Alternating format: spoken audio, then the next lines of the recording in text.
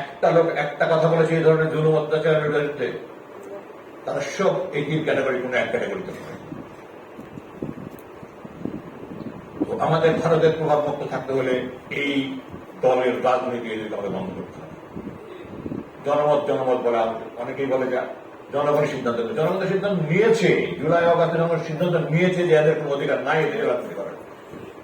32 নম্বর ভেঙে জনগণ দেখে দিয়েছে, যদিও আমি এই ধরনের ভাঙচুর আমি নীতিগতভাবে পছন্দ করি না, কিন্তু জনগণের রাগ রোষের বহিঃপ্রকাশ ঘটেছে।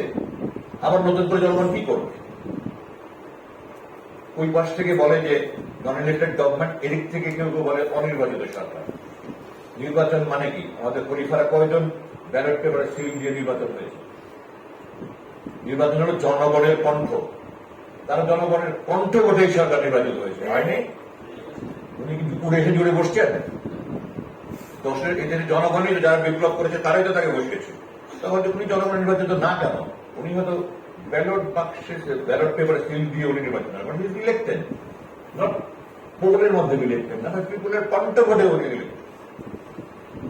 এই আওয়ামী লীগ কি আমাদেরকে এই দেশে আর রাজনীতি করার কোন অধিকার নেই? তারা এই রাজনীতির বিরুদ্ধে আমাদের সবসময় সোচ্চার থাকতে হবে।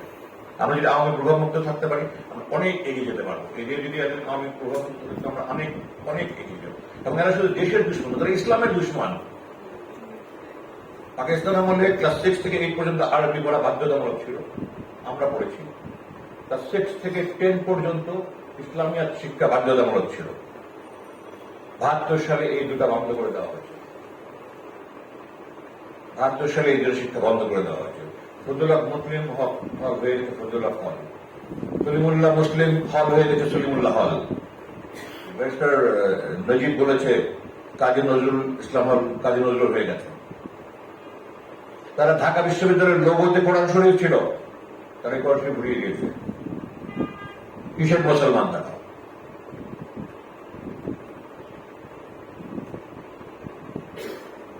আমাদেরকে ইতিহাস জানতে হবে, এটা একটা বড় কথা। আমাদের আমরা ইতিহাস জানি, এই যে 71 পিস ট্রিটি আমরা জানি না, আমরা ইতিহাস জানি না।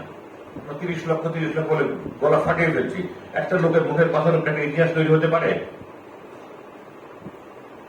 কেন জরিপ করা হয়নি? জরিপ করা হয়েছে শেখ সাহেব 10 জানুয়ারি 1972 সালে বলেছে, বিবিসির সাক্ষাৎকারে ডেভিড ফ্রস্টের সাক্ষাৎকারে বলেছে জরিপ হচ্ছে, জরিপের রিপোর্ট প্রকাশ করা হয়নি কেন? 30 লক্ষ কিভাবে হলো? আপনারা শুনেছেন বিবিসির সিরাজুর রহমানের এই ভিডিও ক্লিপটা দেখেছেন আপনারা? কি এখানে ওকে উনি বলেছেন যে 3 লাখ বলতে গিয়ে, উনি তো শেখ সাহেব সম্পর্কে বলেছেন, সিরাজুর রহমান সাহেব বিবিসির বাংলা বিভাগের প্রধান ছিলেন। উনি বলেছেন যে সাক্ষাৎকারে ওনাকে জিজ্ঞাসা করা হয়েছে, উনি লন্ডনে সিরাজুর রহমান সাহেবকে তাকিয়ে জিজ্ঞাসা করেছেন। সিরাজুর রহমান সাহেব বলেছেন যে এখনো তো শুনে কিছু জরিপ হয়নি, তবে আনুমানিক হয়তো 3 লাখ হবে। বাংলায় 1000-এর পরে লাখ, ইংরেজিতে 1000-এর পরে মিলিয়ন, যেটা শূন্য যে বেশি এটা উনি জানতেন না শেখ সাহেব। উনি বলে 3 মিলিয়ন। এটাই আমাদের বেদপাক করে গেছে। আমি লিখেছি শেখ সাহেব আল্লাহর থেকেও উপরে। আল্লাহ কোরআনে বলেছে আল্লাহর একত্বে, আল্লাহর অস্তিত্বে এবং আল্লাহর পূর্ণত্বে বিশ্বাস করতে হবে। এই আল্লাহর ব্যাপারে এই তিনটা ভেরি ইম্পর্টেন্ট। এক নম্বর আল্লাহর অস্তিত্ব, তারপর আল্লাহর একত্ব, তারপর আল্লাহর পূর্ণত্ব। এটার জন্য আল্লাহ কোরআনে শত শত আয়াত নালিশ করেছেন। আল্লাহ শুধু বলেই খালাস হয়নি, আল্লাহ তারা বিশ্বাস করার জন্য শত শত কোরআনের না আয়াত নালিশ করেছেন। রাসূল সাল্লাল্লাহু আলাইহি ওয়াসাল্লাম যখন মদিনা যাওয়ার আগে, মদিনা থেকে সাহাবীরা এসছে, দলের দলের লোক এসছে, উনি যে শপথ নিয়েছেন, কি বলে এটাকে? ইসলামিক স্টাডিজ ছাত্ররা কোথায় কি বলে ওটাকে? শপথটাকে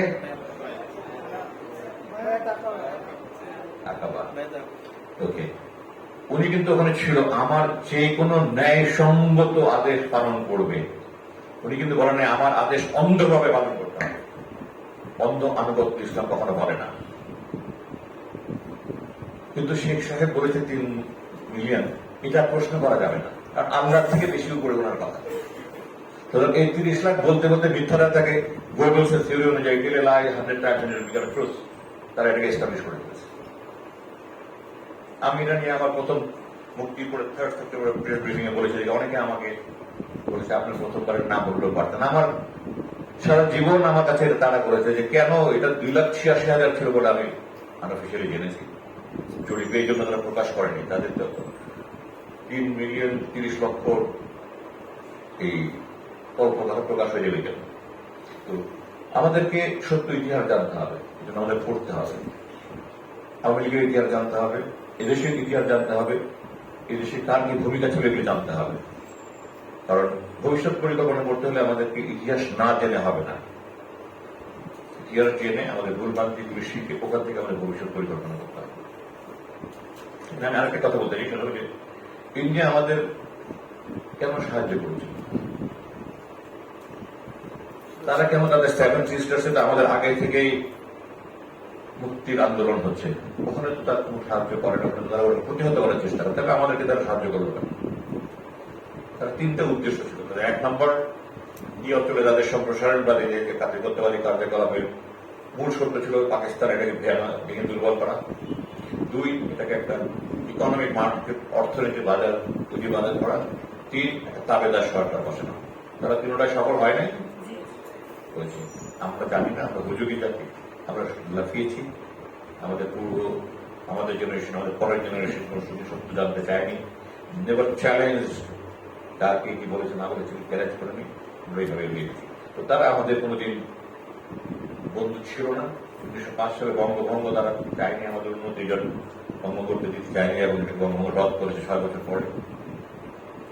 এদের সাধারণ মানুষ কিন্তু ভারতের বন্ধু মনে করে না। আমার এই বন্দি জীবনে যারা আমার রুমে ডিউটি করতো, এবং প্রায় 500 জন আমি 8 বছরে দেখেছি, যদি চেঞ্জ হতো কিছুদিন পর পর।